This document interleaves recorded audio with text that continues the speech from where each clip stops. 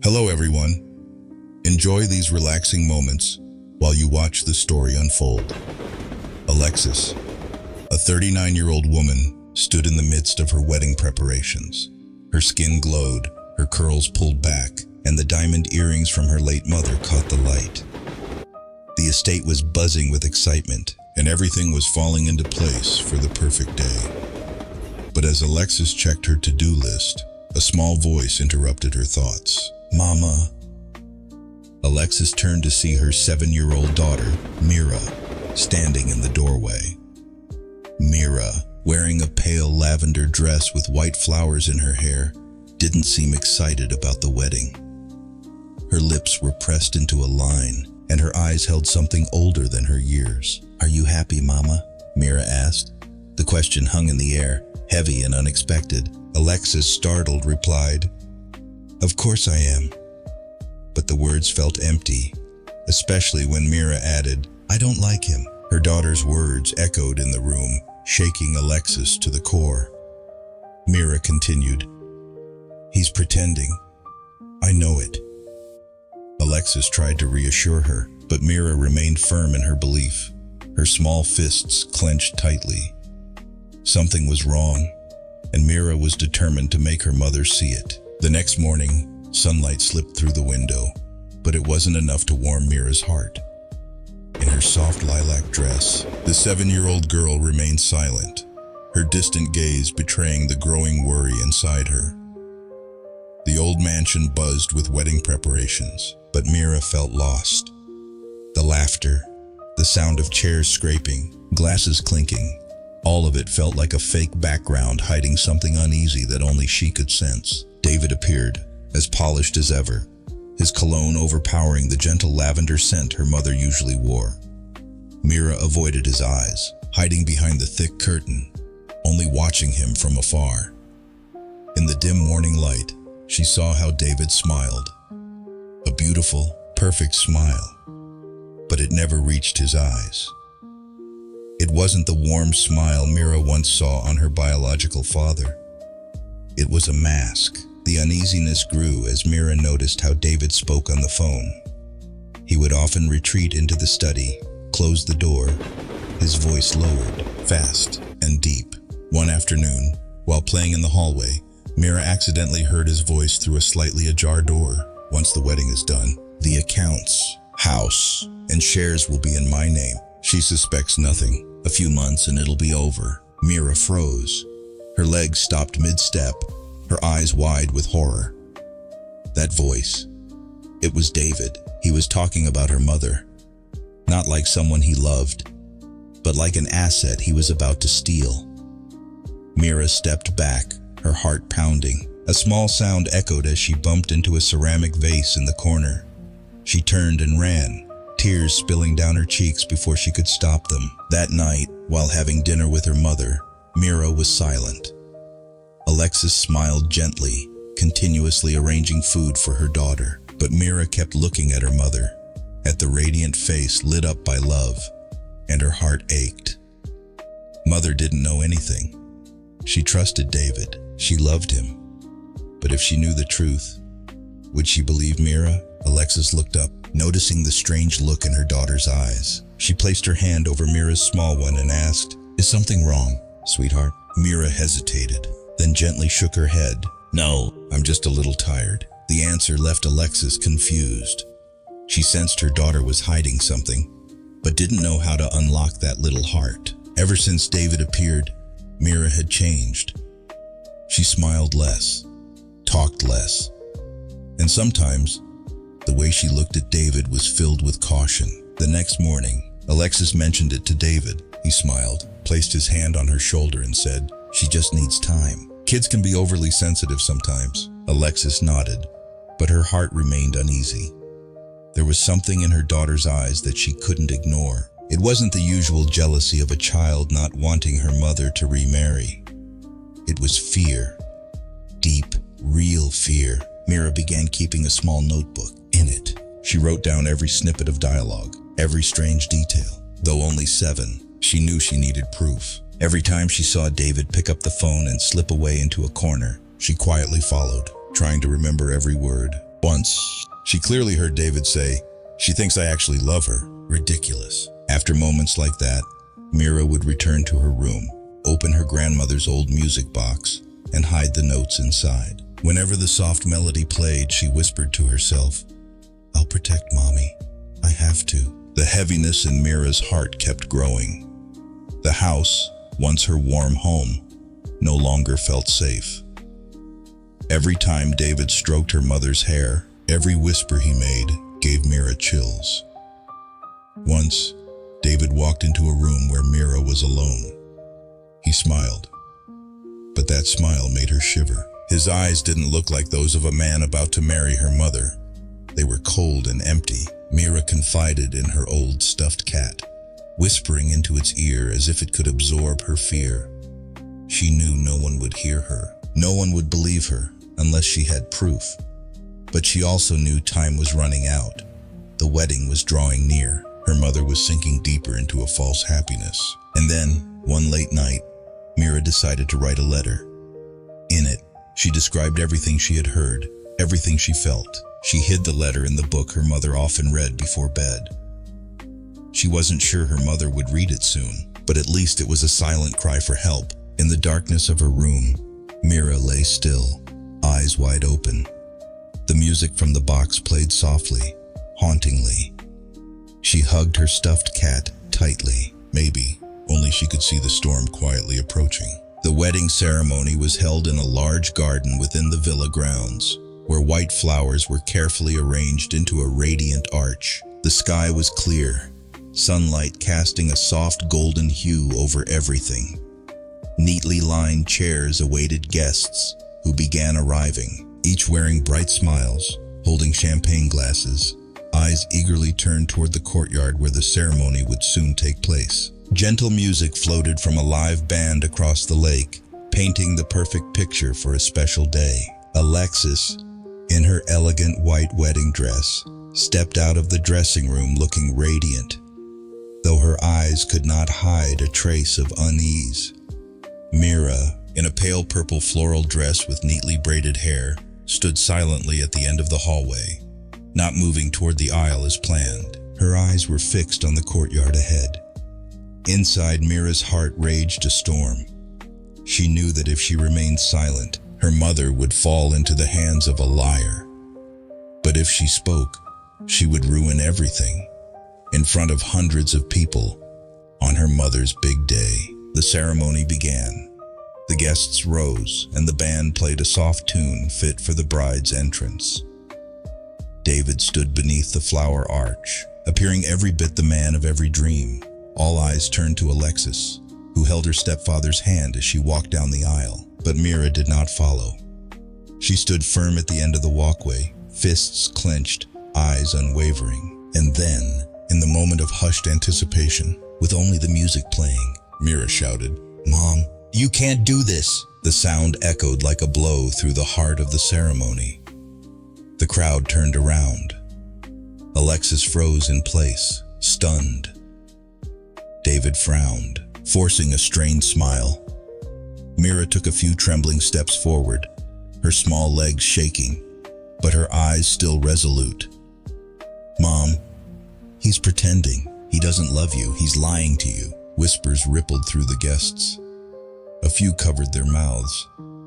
Alexis turned pale, not with anger, but shock. David stepped forward, crouching to Mira's level, his voice as gentle as ever. "Sweetheart, you're just nervous because your mom's getting married, right?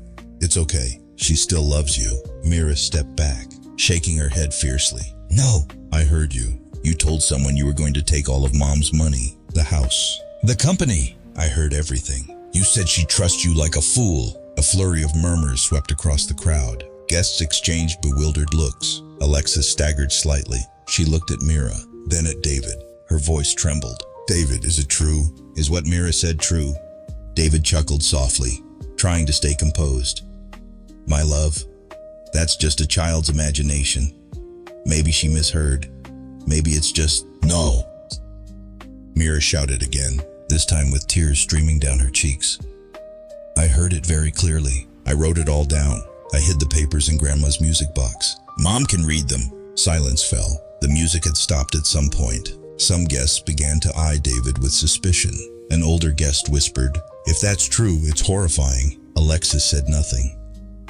She turned and walked toward a back room, her hands trembling. Mira quietly followed. David remained in the courtyard, frozen, lips pressed tightly together. No one approached him, not a single person. In the small room behind, Alexis sat down, burying her face in her hands. Mira opened the music box and handed her mother the small pieces of paper. She said nothing more. She knew that, at this moment, explanations were meaningless. Only the truth could change things. Alexis read every word. Each line cut like a knife into her heart.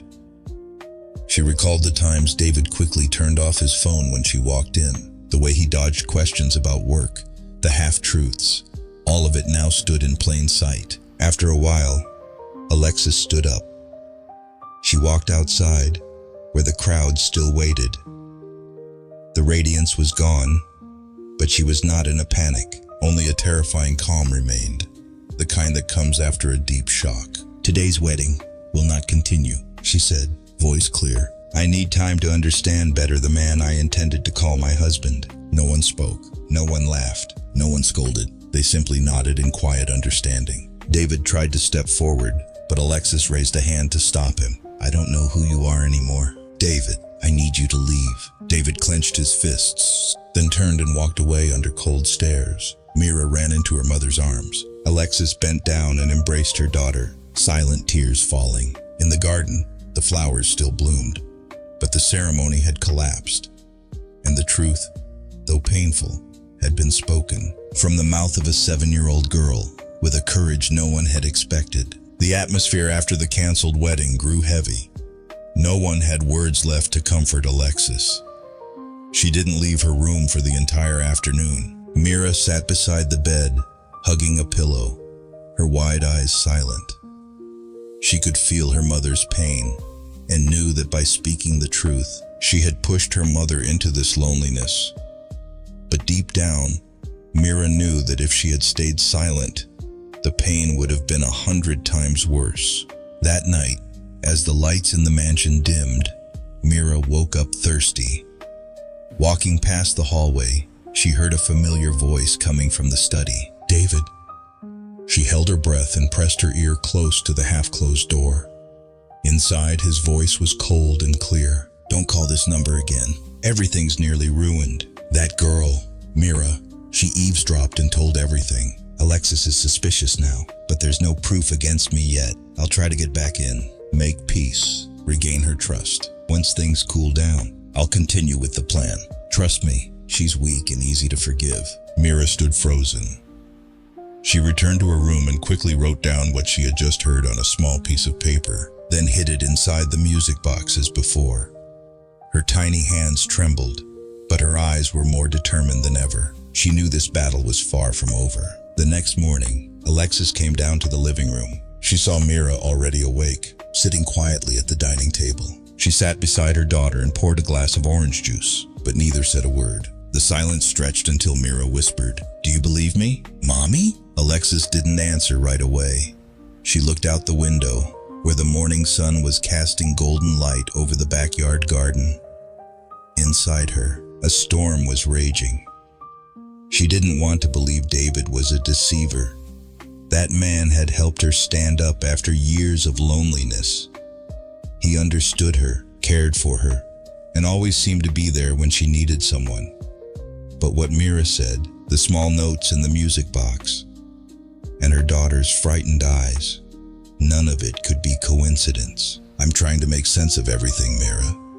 I don't know what to do yet." Mira nodded. She didn't blame her mother.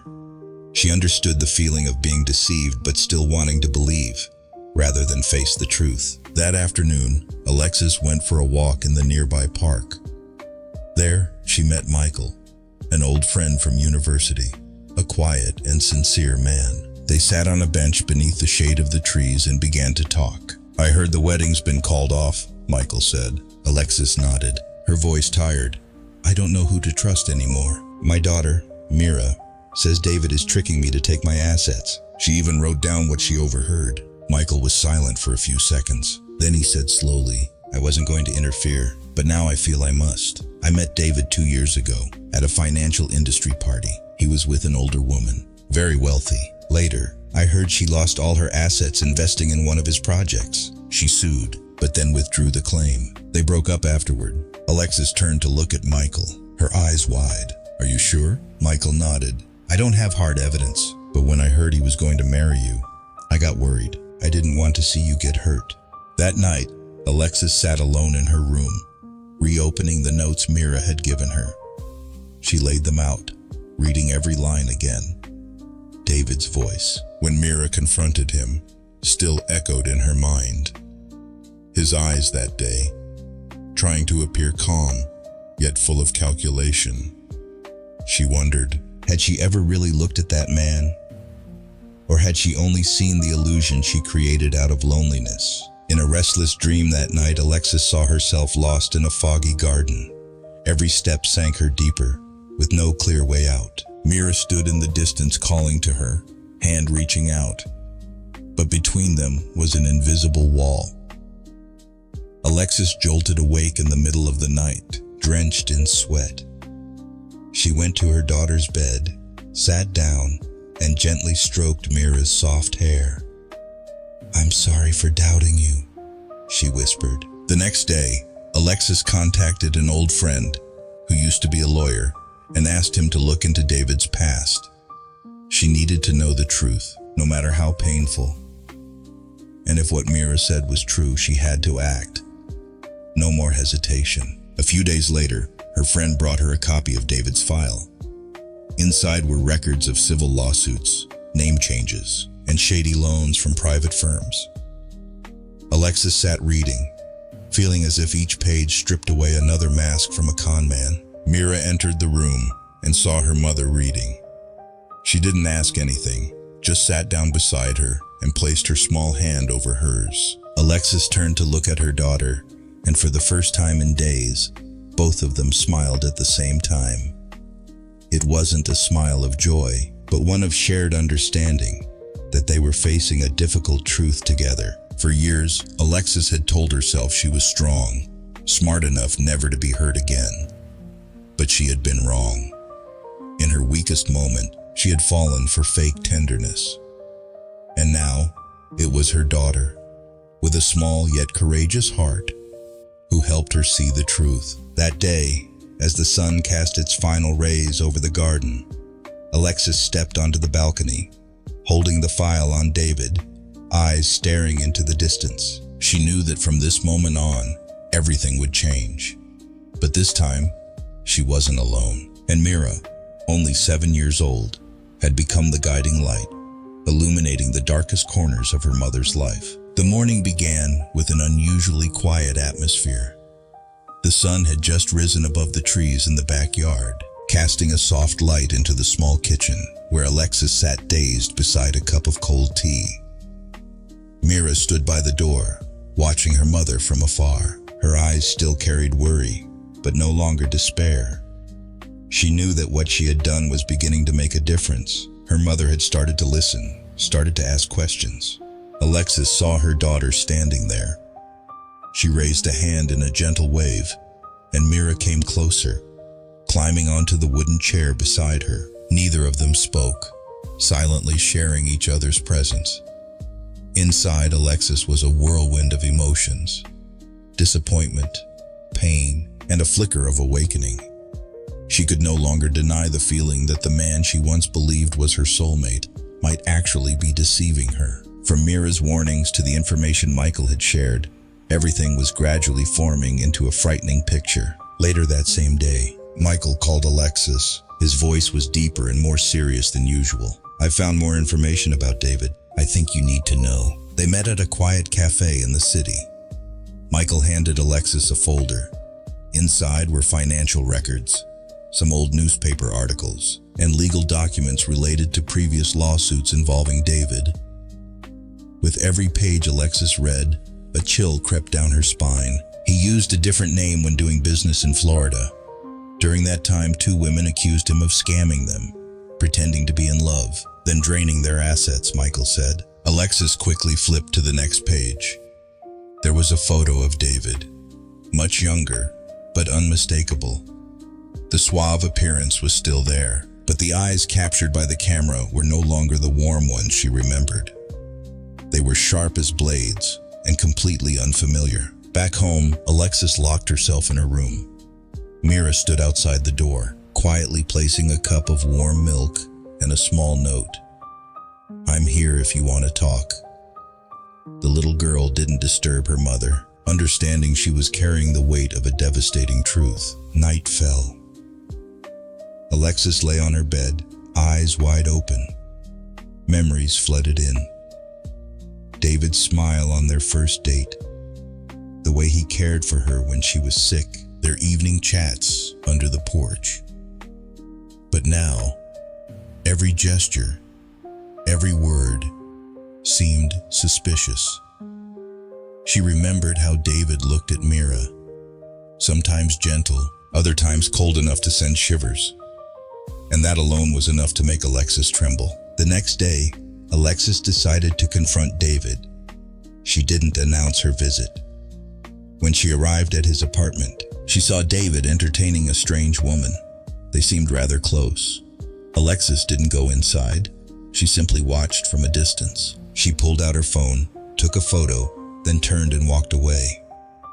Her heart ached, but her steps were steady. Back home, Alexis turned on her computer, copied all the documents and everything Michael had gathered onto a USB drive, and locked it in a safe. She didn't want any chance for the evidence to be erased. Mira, sitting at her desk, looked up when her mother walked in. Alexis smiled and gently placed a hand on her daughter's shoulder. "Thank you for not giving up on me." Mira said nothing, just tilted her head and rested her cheek on her mother's hand. It was the deepest answer she could offer. That evening, as the house sank into silence, Alexis called her lawyer. She wanted to ensure her assets were protected, that all ownership was clearly documented. And she wanted to know, if she decided to go public with the case, what her options would be. The next day, Mira was surprised to see her mother in business attire for the first time in weeks. Alexis said she was going to her lawyer's office and might stop by the police station. Mira nodded, asking no questions. She knew her mother was ready for battle. At the law office, Alexis recounted the whole story, from meeting David to Mira's discovery of the truth. She handed over all documents, Mira's notes, photographs, and financial statements. Her lawyer sat silently for a moment, then said, "You have sufficient grounds to request an investigation, and possibly even press charges if more solid evidence is found." As Alexis left the office, she felt as though she had shed a heavy burden. For the first time in days, her steps felt lighter, no longer shaky. The sky began to drizzle, but she didn't hurry. Each raindrop fell on her hair, on her face, cooling and clarifying. That night, Mira told her mother a fairy tale, one she had made up herself, about a queen who was deceived but rose again to reclaim her throne. Alexis listened, eyes rimmed with tears, her hand tightly clasped in her daughter's. "Do you think the queen forgave him?" Alexis asked. Mira shook her head. "I don't think she needed to forgive him. She just needed to move on and protect her kingdom." Alexis nodded. "Then I'll do the same." That night, as everything slipped into sleep, Alexis stood at the window, looking out into the dark garden. She knew tomorrow would bring another day, with new challenges, but this time, she had the truth, and she had Mira. In the still darkness, the chimes on the porch rang softly. A new beginning was coming. And this time, Alexis would no longer be the woman who was deceived. She would be the one who chose her own destiny. That day, the mansion was once again decorated in splendor. Fresh white flowers were replaced, tables and chairs neatly arranged, and scented candles spread a gentle fragrance throughout the hallways. But the atmosphere no longer carried the excitement of the first time. The guests returned with cautious glances, smiling and chatting, yet burdened with curiosity and doubt. Everyone knew the past had not been closed, and today might be the real ending. Alexis wore a different dress this time, not pure white, but a soft ivory, simple yet elegant. Mira stood beside her, No floral dress, no hair bow. She wore a pale lavender silk dress, her eyes sharp and resolute like an adult. She didn't smile, didn't speak. Inside, Mira burned a flame, the flame of truth and fierce love for her mother. David stood at the end of the aisle, still in his expensive tuxedo, hair perfectly styled. With his familiar half-smile, he scanned the crowd for Alexis and gave a nod, as if nothing had ever happened. Mira stared at him without blinking. As Alexis entered the aisle, the crowd fell silent. No one smiled, no one applauded. Every step she took carried the weight of hesitation and awakening. Mira did not follow behind her mother this time. She walked ahead, directly toward David, and stood between him and the flower arch. Mira held her head high, her voice echoing in the still air. "Mom, you can't do this. You can't marry him." The crowd gasped.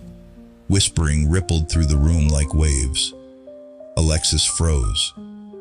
David stood stunned, but quickly regained his composure. "Mira," he leaned down, speaking gently. "You've misunderstood again. We talked about this, didn't we? Today is a happy day. Sweetheart, you don't love my mom?" Mira replied, eyes locked onto him. "You just want the money. I heard you. You were going to take everything, and then leave." The room turned ice cold.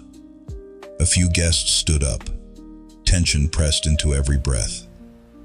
Alexis stepped forward, standing beside her daughter. "David," she said, her voice hoarse. "Is that true?" David smiled, but the smile was no longer natural. "Alexis, you're letting your emotions get the best of you. The child is panicking. You know how sensitive Mira is." Mira turned to her mother. "Mom, believe me, I've never lied to you. I wrote down everything he said, all the phone calls. I put them in Grandma's music box. You read them. You know it's true." Alexis didn't answer right away.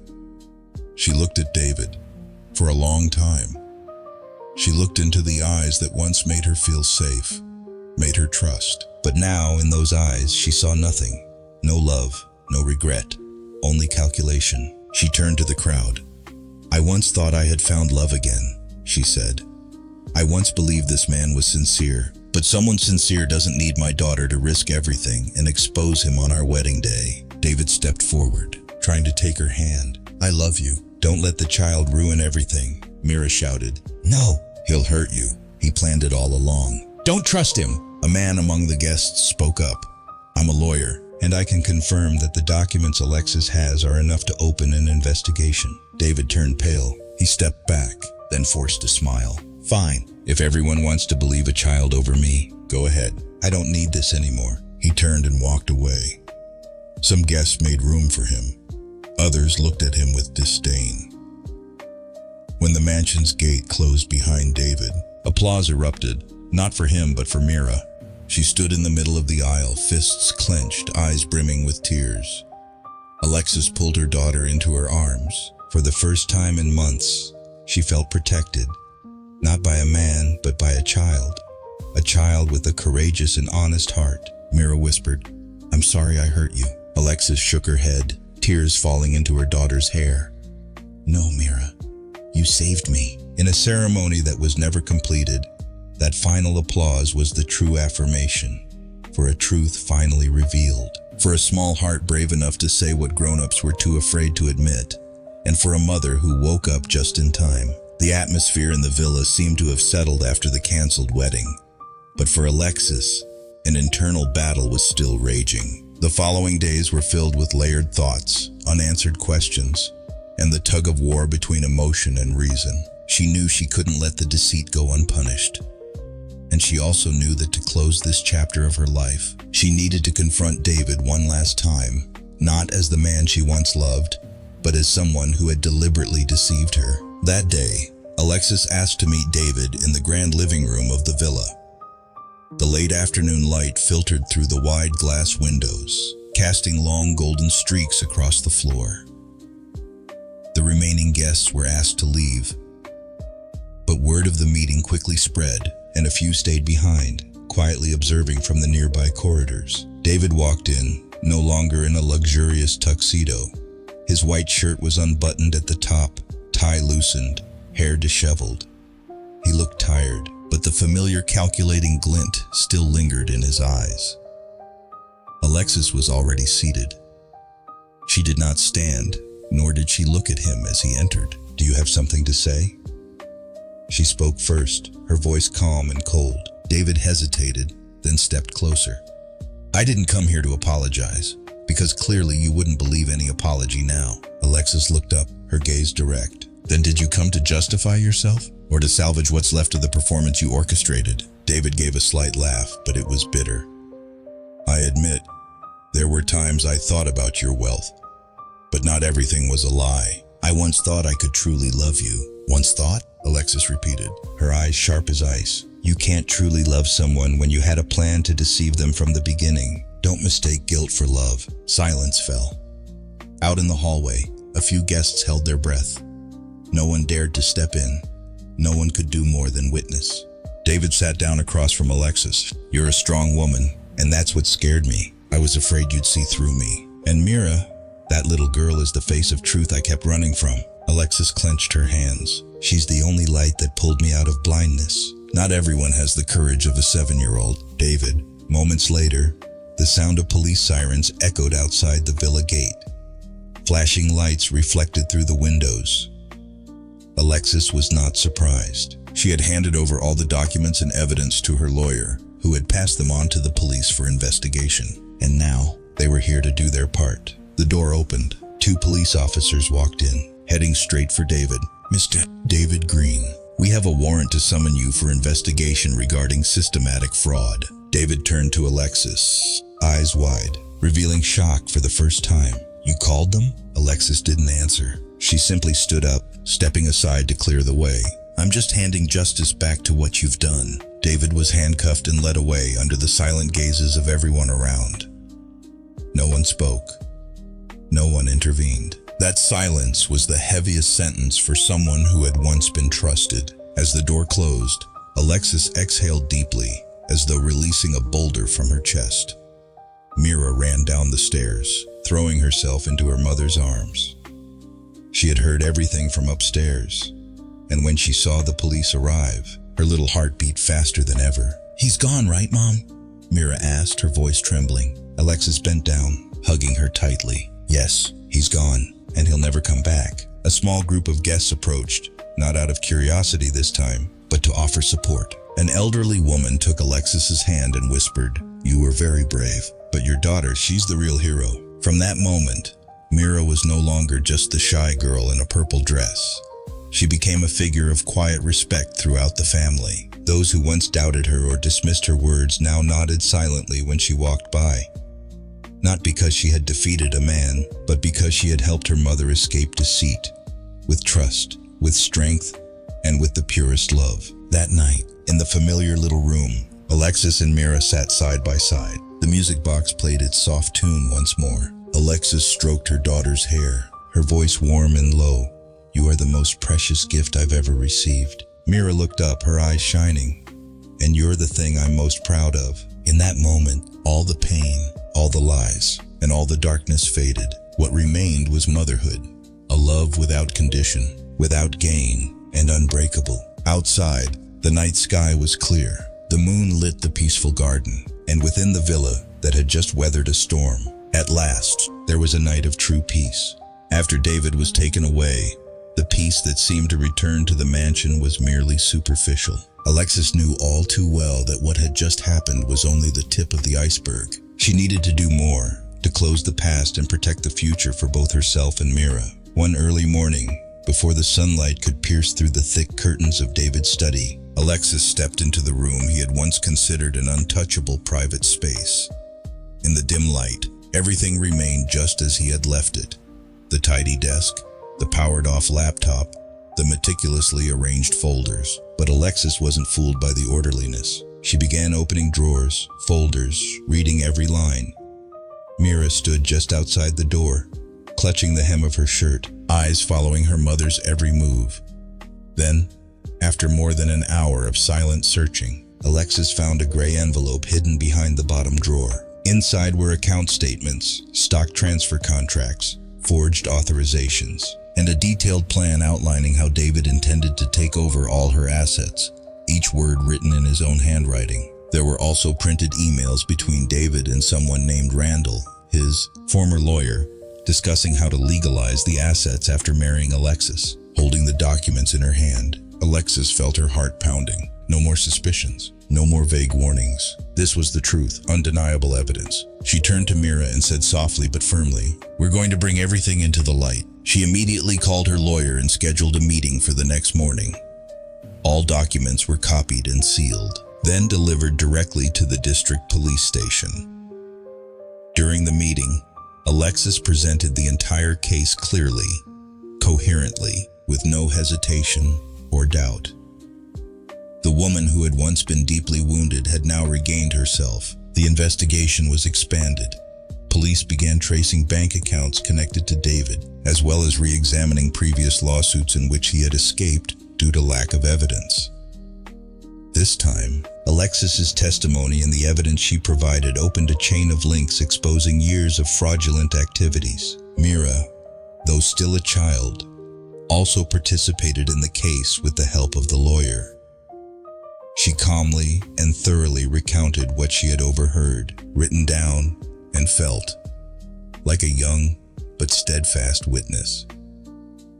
The investigators looked at her with both surprise and admiration. A 7-year-old girl with the heart of a warrior defending her mother. Not long after, David was officially charged with organized fraud, document forgery, and conspiracy to seize assets. A preliminary hearing was scheduled within 2 months. For the first time since the turmoil began, Alexis felt she was finally reclaiming control of her life.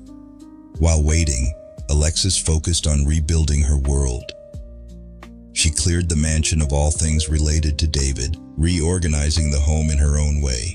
No trace of deception remained. She invited a child psychologist to speak with Mira, helping her gradually heal the hidden wounds. Mother and daughter began new routines, gardening together, reading books each night, and keeping journals. Alexis opened a separate savings account for Mira, something she had never considered before, always believing she would care for her daughter forever.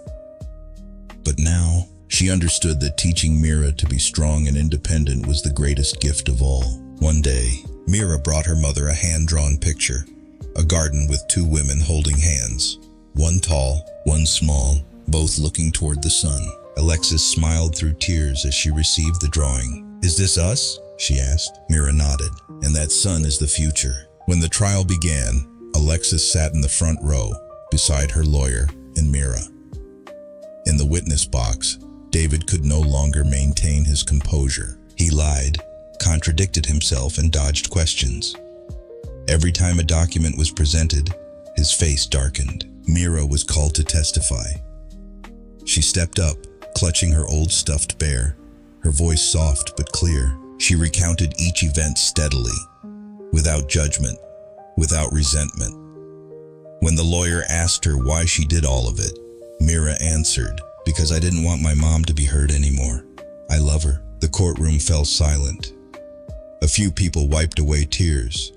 The judge stopped writing, looked at her for a long moment, then nodded. In the end, David was sentenced to prison according to the charges. His past victims were given the opportunity to seek justice. Local media covered the case, calling it the shattered mask, and Mira was mentioned as the one who tore that mask away. After the trial, Alexis took her daughter out for ice cream. For the first time in a long while, they laughed freely. "Where do you want to go most this summer?" Alexis asked. Mira thought for a moment, then said, "Somewhere with the sea, where you can close your eyes and not be afraid of being lied to again." Alexis nodded, squeezing her daughter's hand. "I promise, from now on, I'll only walk toward the light, and you're the one who brought me there." In the old house, a new life began. No lavish parties, no presence of a perfect but deceitful man. Just a mother and daughter, rebuilding everything step by step, with truth, trust, and a love that could never be betrayed. Since the trial ended, summer had passed slowly but profoundly. Although David had been convicted and officially imprisoned for a string of charges including fraud, impersonation, and asset embezzlement, for Alexis, the feeling of liberation still came with a lingering sadness. On many nights, she still woke up with a jolt. Not from nightmares, but from the vast emptiness left behind by the trust she had once misplaced. She often sat by the window late at night, her gaze turned toward the backyard garden, the place where her first engagement ceremony with David had once taken place. The beautiful images from that day were now distorted, covered with a layer of dust from time and betrayal. However, what tormented Alexis the most was not David. It was herself. She hadn't listened to Mira sooner. She had once doubted her own daughter, and she had allowed herself to be blinded. But then, in those moments of self-reproach, Mira would step in, gently and steadily, like the light she had brought from the very beginning. Mira never blamed her mother. She never mentioned the time she was ignored or not believed. Instead, Mira patiently stayed by her mother's side, a little more each day, like a silent yet irreplaceable companion. One early autumn morning, Alexis and Mira returned to the courthouse, not to fight anymore, but to officially complete the procedures to protect Alexis's assets and establish legal guardianship over Mira. She no longer wore high heels or designer clothes, just a simple dress, clutching Mira's hand as if her daughter were the last root anchoring her to the world. As they stepped out of the courthouse, a light rain began to fall. Mira giggled, stretched out her arms, and spun around in the courtyard, as if to welcome the cool drops of freedom. Alexis watched her, a smile forming on her lips, a smile free of burdens, free of hesitation. It was the smile of a woman who had walked through hell and returned with her heart more whole than ever before. That same day, the two visited the cemetery where Alexis's mother, Mira's grandmother, rested. She placed a bouquet of white flowers on the tombstone and whispered, "I made mistakes, Mom, but Mira saved me. She brought me back. From now on, I'll live with purpose, no longer blind, no longer weak." Mira placed a hand-drawn picture beside the grave, a drawing of the two of them beneath the sun, one she had made earlier. "Grandma, we'll live well, and we'll always be together." In the weeks that followed, their new lives slowly took shape. Alexis began journaling again, not to pour out pain, but to preserve moments of peace. She took a part-time job at a small bookstore in the city, where each day she lived surrounded by pages, by real stories, nothing like the lies David once spun. Mira started afternoon art classes. Her teacher said she had an exceptionally observant eye and a remarkably vivid imagination. "I used to see things adults didn't," Mira answered when asked why she was so good at drawing. "I had to look very closely to protect my mom." One afternoon, while the two were cleaning out David's old office, now transformed into a reading and art room, Alexis unexpectedly found an old photo album. It was filled with pictures from the early years of Mira's childhood, short trips, small kitchen parties. She looked at the smiling faces, then sighed. "I forgot how happy we used to be, just because I believed I needed someone else to complete my life," she said softly. Mira looked up. "You don't need anyone. You have me. I have you. That's enough." Alexis pulled Mira close, hugging her tightly. "You're right. That's more than enough." The following month, they fulfilled an old promise, going to the beach together. In a simple seaside cabin, they spent entire days walking on the sand, building sandcastles, and throwing stones into the waves. No phones, no social media, no mention of the past, only bursts of laughter and the gentle sound of the sea. On a bright moonlit night, Alexis and Mira sat on the porch, each holding a cup of hot cocoa. Alexis looked at her daughter and said, "If one day I'm no longer around, remember, you were stronger than any adult I've ever met." Mira smiled, her eyes sparkling under the moonlight. "I don't need to remember. I'll always be that way." That night, sleep came easily to Alexis. For the first time in many years, no nightmares, no torment, only the pure serenity of someone who had weathered the storm and reached the truth. In the little house, where the golden lights were always warm, where the music box played each evening, where mother and daughter could read for hours and draw dreams on paper, Alexis and Mira had begun again. They didn't need a man for support, nor a lavish life to feel worthy. Just honesty, love, and trust. That was all they needed to keep moving forward, stronger and brighter than ever.